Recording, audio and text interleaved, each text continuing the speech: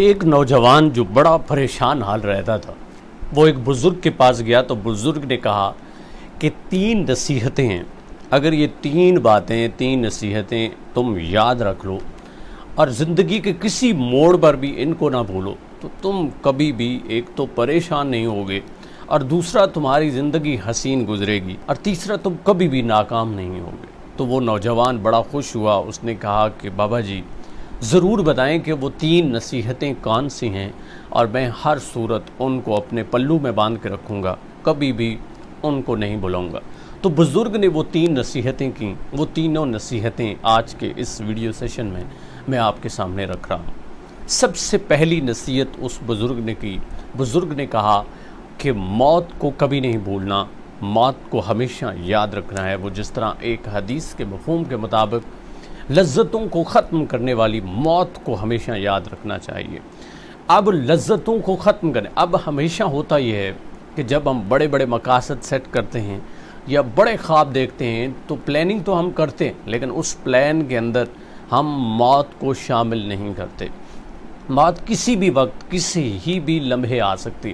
چونکہ اللہ کہتا ہے کہ اس کا وقت مقرر ہے، لیکن اللہ نے ہمیں نہیں بتایا کہ وہ وقت کب آئے گا، کہاں آئے گا، کیسے آئے گا اور کس جگہ آئے گا، یہ ہمیں معلوم نہیں ہے۔ موت برحق ہے اور وہ آنی ہے، اس لیے جو چیز آپ کی زندگی میں ہیپن ہونی ہے، اگر آپ اس کے لیے پہلے سے ہی تیار ہیں تو آپ ایک تو خوف زدہ نہیں ہوں گے، دوسرا بے شمار برائیوں سے آپ بچ جاتے ہیں۔ جب بھی آپ کسی برائی کی طرف جاتے ہیں یا کوئی ایسا کام جو لوگوں کے لیے تکلیف دہ ہے یا جس سے اللہ ناراض ہوتا ہے، تو پھر آپ یہ ضرور یاد کرتے ہیں کہ کبھی نہ کبھی مجھے موت آنی ہے اور میں نے اس چیز کا جواب دہ ہونا ہے، اس لیے آپ اس چیز سے رک جاتے ہیں۔ اور دوسرا، جب بھی تکبر اور غرور کی طرف آپ کا دل اور من مائل ہوتا ہے، آپ کا نفس آپ کو بھڑکاتا ہے اور تکبرانہ لہجہ آپ کے اندر آتا ہے یا اکڑ آپ کے اندر آتی ہے، تو اس وقت بھی جب آپ موت کو یاد کرتے ہیں، اپنی قبر کو یاد کرتے ہیں کہ زمین کے نیچے 3 سے 4 فٹ آپ کو وہاں دفن کر کے مٹی کا ڈھیر اوپر لگا کے لوگ آ جائیں گے اور اپنے ہاتھ بھی وہاں جھاڑیں گے، تو پھر آپ کا وہ تکبر، آپ کا وہ غرور جاتا رہتا ہے۔ اور پھر آپ جانتے ہیں کہ موت کا سبب کوئی نہ کوئی یا تو بیماری بنتی ہے یا کوئی حادثہ بنتا ہے۔ تو جب آپ یہ بھی سوچتے ہیں تو آپ کے اندر تکبر کبھی نہیں آتا، اور وہ شخص جس کے اندر تکبر نہ آئے وہ کبھی ناکام نہیں ہو سکتا۔ یہ پہلی نصیحت بزرگ نے کی، یعنی موت کو کبھی آپ نے نہیں بھولنا، اپنی پلاننگ میں اس کو بھی رکھنا۔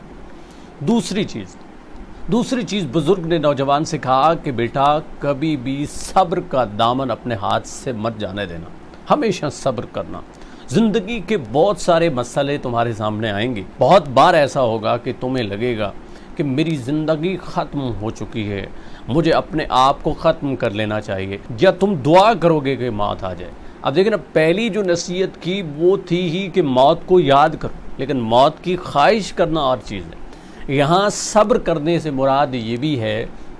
کہ جب آپ تنگ حال ہو جائیں اس دنیا سے تو موت کی خواہش نہ کریں، موت تو وقت پر آنی ہے۔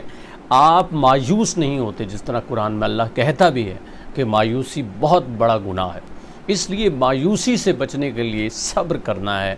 آپ کو ایک مرتبہ زندگی پٹکتی ہے، آپ نے صبر کرنا ہے، دوسری مرتبہ آپ کو زندگی گراتی ہے، صبر کرنا ہے، تیسری بار گراتی ہے، چوتھی بار گراتی ہے، بار بار زندگی آپ کو پٹکتی رہتی ہے، آپ کو گراتی رہتی ہے، مگر آپ صبر کرتے ہیں، یہی کامیابی ہے۔ مشکل وقت میں صبر کر لینا، اپنے آپ کو کنٹرول کر لینا، نفس کو قابو میں کر لینا اور خود کو اذیت نہ دینا، لوگوں کے لیے خطرناک نہ بننا، اپنے ماں باپ اور خاص طور پر اللہ کی رضا کے لیے آپ کی ناکامی میں جو بھی حکمت پوشیدہ ہے آپ اس کو اگر قبول کرتے ہیں، اور ہر لمحے اگر کوئی چیز آپ کو ملتی ہے تب بھی صبر اور شکر کرتے ہیں، آپ سے اگر کوئی چیز چھن جاتی ہے پھر بھی آپ صبر کرتے ہیں، تو یہ کامیابی ہے۔ تیسری نصیحت بزرگ کرتے ہیں، بزرگ کہتے ہیں کہ بیٹا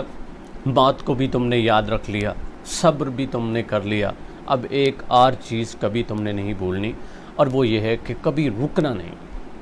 کبھی بھی یہ نہیں سمجھنا کہ بس بہت ہو گیا، اب مجھے کوشش ترک کر دینی چاہیے، اب مجھے اس کام کو چھوڑ دینا چاہیے۔ یا آپ کسی سٹیج پر پہنچ گئے ہیں تو آپ کو لگا کہ یہی میری منزل تھی، اب مجھے مزید زندگی کے ساتھ اپ ڈیٹ نہیں ہونا، تو جس دن آپ رک گئے اس دن زندگی ختم ہونا شروع ہو جائے گی، آپ لوگوں سے پیچھے آ جائیں گے۔ دنیا دن بدن آگے بڑھ رہی ہے، ترقی کر رہی ہے، کیوں؟ چونکہ وقت کے ساتھ ساتھ وہ اپنے آپ کو اپ ڈیٹ کرتے ہیں، اپنے آپ کو وقت کے دھارے میں بدلتے ہیں، یعنی وہی پرانی سوچ، وہی پرانا انداز، وہی پرانا طریقہ کار اگر آپ رکھیں گے تو دنیا بہت آگے نکل جائے گی۔ وہ جس طرح اقبال نے فرمایا تھا کہ جانے والے نکل گئے ہیں، جو ٹھہرے ذرا کچل گئے ہیں۔ تو آپ اگر رک گئے، جس طرح بھیڑ بھاڑ ہوتی ہے نا، تو بھیڑ بھاڑ کے اندر اگر آپ مسلسل چلتے جا رہے ہیں،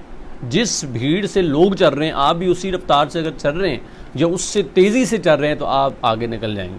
اگر آپ ایک قدم بھی پیچھے ہو گئے یا تھوڑا سا سلو ہو گئے تو وہ بھیڑ بھاڑ، وہ ہجوم آپ کو کچل کر آگے چلا جائے گا۔ اس لیے ضروری ہے کہ آپ نے رکنا نہیں ہے۔ وہ ایک اور شعر ہے اس پر، تھکیں جو پاؤں تو چل سر کے بل نہ ٹھہر آتش،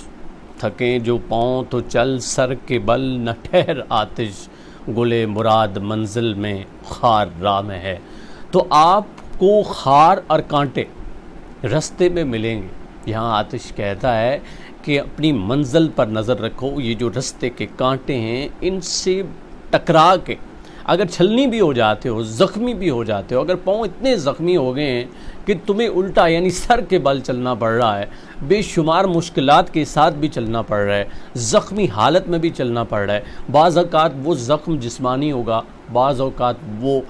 باطنی زخم آپ کو ملا ہوگا، یعنی کوئی چیز آپ کو چھوڑ جائے گی، مگر آپ کی جو منزل ہے آپ کی ساری نظر وہاں ہوگی۔ آپ ان راستے کے خار اور کانٹوں سے صبر کے ساتھ موت کو یاد رکھتے ہوئے اپنی منزل کی طرف ہمیشہ گامزن رہیں گے، کبھی بھی جمود کا شکار آپ نہیں ہوں گے۔ اور اگر کسی دن آپ رک کے جمود آپ کے اندر آ گیا تو جمود کا نام موت ہے، اور یہ وہی موت ہے